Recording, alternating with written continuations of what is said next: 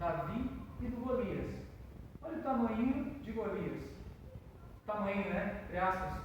Tamanho de Davi. Golias. Olha a comparação. Davi, Golias. Davi, Golias. Golias afrontando Davi. Mas Davi não fica com medo daquilo. Muito pelo contrário. A verdade, Davi, ele se posiciona como alguém que está do lado do Senhor. E se ele está do lado do Senhor, ele acredita que ele será vitorioso. E o que acontece no final da história? Ele vence o gigante Golias. Irmão, todos nós temos que enfrentar gigantes na nossa vida. Os gigantes, eles são reais, eles aparecem. E quando eles aparecerem, eu quero fazer um convite para você, um pensamento, que você tenha esse pensamento. Acredite que Deus está do seu lado, porque se Ele estiver do seu lado, você consegue vencer qualquer gigante. Amém. Não importa qual seja o gigante, não importa se é uma crise financeira, não importa se é uma crise no relacionamento com a sua esposa, com o seu filho, não importa. Se Jesus está do seu lado, você vai vencer essa batalha. Amém. Agora tem um detalhe: sem batalha não há vitória, sem luta não há conquista. Eu falei que ia contar uma última história, a gente ainda tem um pouquinho de tempo, né? Vou contar outra, que essa é muito importante. Certa vez um capitão de guerra, ele com seus soldados estava indo atacar uma cidade inimiga, um castelo inimigo. E esse castelo estava numa ilha. E para chegar nessa ilha, esse capitão tinha que ir com o barco até essa ilha, juntamente com os seus soldados até essa ilha. E quando ele chegasse lá, ele precisaria vencer a batalha. Certo? Então o que acontece? Esse capitão, ele coloca todo mundo dentro do navio e vai para essa ilha. E quando ele chega na ilha, ele coloca todos os seus soldados na frente dele e diz assim: soldados, olhem para trás, olhem para o nosso barco. Os soldados olham para o barco e o que eles veem? Fumaça. Muita fumaça saindo dos barcos assim. Todos começam a ficar desesperados e falam: o que está acontecendo? Olha o barco pegando fogo. O nosso único meio de transporte para voltar para casa é o barco. Então ele está queimando, o que a gente vai fazer? Aí o capitão fala assim: calma, para. Fui eu que mandei colocar fogo no barco. Fui eu. E sabe por quê? Porque agora nós só temos uma opção: vencer.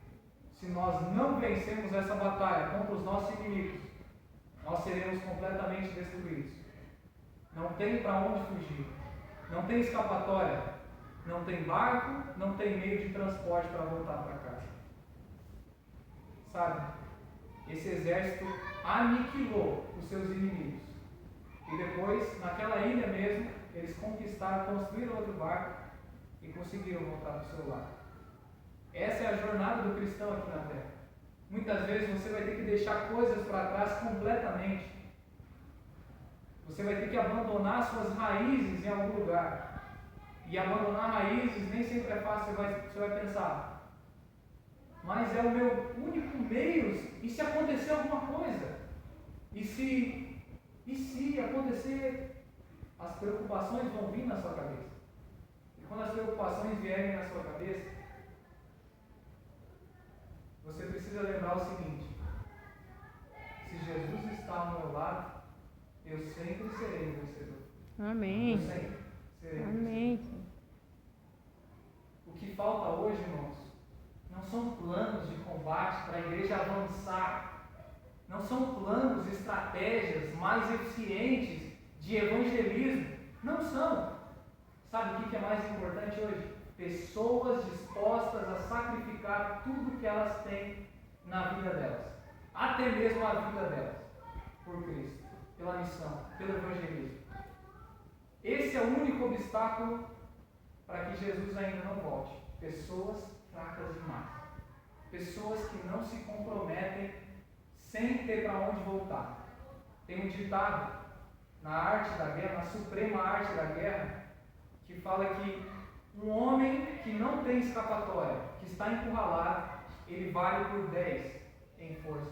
Ele fica 10 vezes mais forte do que qualquer outro soldado. Então, se você está se sentindo encurralado agora, eu tenho que dizer para você, é o momento de você se levantar e começar a lutar. Porque eu tenho certeza que você vai se tornar 10 vezes, ou até muito mais forte do que você pode imaginar. Primeiro, porque Jesus está do seu lado. Amém. Amém. Ele é o seu capitão. Amém. Ele é o seu general. Então você vai vencer. Mas você precisa perseverar. Irmãos, sem perseverança, ninguém vai a lugar nenhum. A gente precisa começar a caminhar com fé. Sem ter para onde voltar, irmãos. Às vezes a gente fica pensando em retornar, mas nós não podemos retornar. Jesus ele diz assim, ó, quem pega uma vez no arado e olha para trás, não é digno da obra. Se você está ali no arado e de repente você olha para trás, Jesus fala, você não é digno de estar do meu lado, porque você é fraco demais nesse ponto.